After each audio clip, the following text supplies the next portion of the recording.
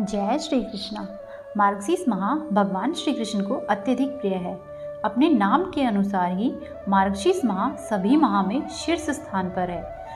मार्गशीर्ष माह में कुछ विशेष कार्यों को करने से भगवान श्री कृष्ण की कृपा प्राप्त होती है। इस बार वर्ष 2023 में मार्गशीर्ष माह 28 नवंबर 2023 को शुरू होगा। वहीं मार्गशीर्ष माह का समापन 26 दिसंबर 2023 को होगा। इसके बाद पौष माह की शुरुआत हो जाएगी। श्रीमद् भागवत गीता के अनुसार मार्गशीर्ष माह श्री कृष्ण का पसंदीदा महीना है। श्री कृष्ण कहते हैं, बृहत् सामम तथा सामनाम गायत्री छंद सामहम मासानाम मार्गशीर्षो अहम ऋतूनाम कुसुमाकर। अर्थात मैं सामों में बृहत् साम, छंदों में गायत्री, मासों में मार्गशीर्ष और ऋतुओं में वसंत ऋतु में हूँ। इस श्लोक के माध्यम से भगवान श्री कृष्ण ने स्वयं को मार्गशीर्ष महीना बताया है। जिस महीने की पूर्णिमा तिथि जिस नक्षत्र से युक्त होती है, उस नक्षत्र के आधार पर ही उस महीने का नामकरण किया जाता है। इसलिए मार्गशीर्ष महीने की पूर्णिमा मृगशिरा नक्षत्र से युक्त है। इसलिए इस माह को मार्गशीर्ष कहा जाता है। इसके अलावा मार्गशीर्ष माह को मगसर, मंगसेर, अहगन, अग्रहायण इत्यादि नामों से भी जाना जाता है। मार्गशीर्ष माह में भगवान श्री कृष्ण की उपासना की बड़ी महिमा है। इस महीने में भगवान श्री कृष्ण की उपासना करने से व्यक्ति को जीवन में हर तरह की सफलता प्राप्त होती है और वो हर तरह के संकट से बाहर निकलने में सक्षम होता है। सतयुग में वर्ष का आरंभ मार्गशीर्ष माह के कृष्ण पक्ष की प्रतिपदा तिथि से ही किया था। साथ ही ऋषि कश्यप ने भी इस महीने के दौरान कश्मीर नामक जगह की स्थापना की। मार्गशीर्ष माह के दौरान स्नान व दान का बहुत अधिक महत्व है। विशेषकर इस महीने के दौरान यमुना नदी में स्नान करने का बहुत महत्व है। मार्गशीर्ष महीने के दौरान यमुना नदी में स्नान करने से भगवान सहज रूप से ही प्राप्त होते हैं। इसलिए जो लोग जीवन में भगवान श्री कृष्ण का आशीर्वाद बनाए रखना चाहते हैं और हर संकट से छुटकारा चाहते हैं, उन्हें मार्गशीर्ष माह के दौरान कम से कम एक बार यमुना नदी में स्नान अवश्य ही करना चाहिए। लेकिन जिन लोगों के लिए ऐसा करना संभव नहीं है, वो अपने घर पर ही नहाने के पानी में थोड़ा सा पवित्र जल मिलाकर स्नान कर सकते हैं। मार्गशीर्ष माह के दौरान सुबह जल्दी उठकर स्नान से पवित्र होकर भगवान का ध्यान करना चाहिए और उनकी पूजा अर्चना करनी चाहिए। स्नान करने से पहले तुलसी की जड़ की मिट्टी लेकर थोड़ा सा अपने शरीर पर लगाना चाहिए। लेप लगाने के बाद ही उस पानी से स्नान करना चाहिए एवं साथ ही स्नान करते समय ओम नमो भगवते नारायण या फिर गायत्री मंत्र का जाप करते रहना चाहिए। मार्गशीर्ष माह में चंद्रमा की पूजा भी करनी चाहिए। यदि पूरे माह संभव ना हो तो मार्गशीर्ष माह की पूर्णिमा को चंद्रमा की पूजा अवश्य ही करनी चाहिए, क्योंकि इस दिन चंद्रमा को अमृत से सिंचित किया गया था। मार्गशीर्ष महीने में इन 3 पावन पाठ की बहुत महिमा है।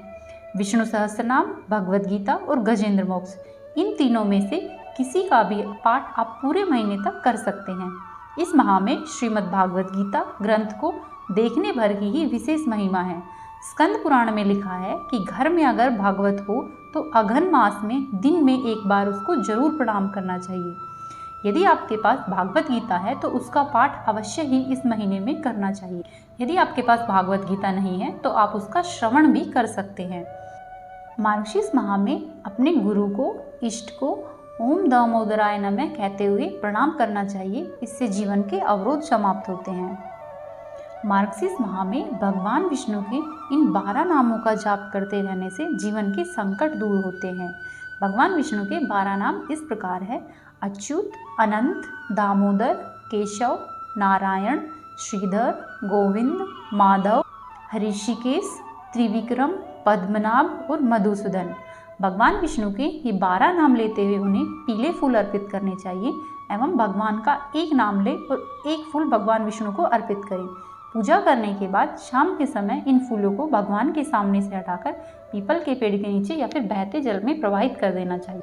प्रतिदिन भगवान विष्णु के इन नामों का जाप करने से बहुत अधिक पुण्य की प्राप्ति होती है। मार्गशीर्ष के महीने में तेल की मालिश बहुत ही उत्तम होती है। यदि संभव हो तो कम से कम महीने में 2 से 3 बार तेल की मालिश अवश्य ही करनी चाहिए। वहीं मार्गशीर्ष के महीने में जीरे का सेवन नहीं करना चाहिए।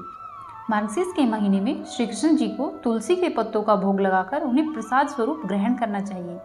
श्री कृष्ण जी को माखन एवं मिश्री का भोग भी लगाना चाहिए।